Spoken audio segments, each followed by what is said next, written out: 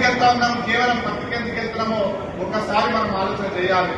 ఇవాళ వరికి వచ్చేసరికి నీళ్లు ఫ్రీగా వస్తున్నాయి, కరెంటు ఫ్రీగా వచ్చేస్తా ఉన్నారు, కటింగ్ చేయడానికి మిషన్ వస్తున్నది, కొనడానికి ప్రభుత్వం ఉంది, 2 డబ్బులు వస్తా ఉన్నాయి. కాబట్టి ఇది ఈజీ పంట కాబట్టి మనం వరికి వెళ్తా ఉన్నాం. మిగిలిన పంటలలో మార్కెట్ సమస్య, కోతైన వానకాలం వరి సాగుకు యాసంగి వరి సాగుకు చాలా వ్యత్యాసం ఉండేది. కానీ ఇవాళ గత 2-3 సంవత్సరాల నుంచి వానాకాలం 60 లక్షల వరి పంట వేస్తే రేపు నీటి సమస్య, భూమి సమస్య, వాతావరణ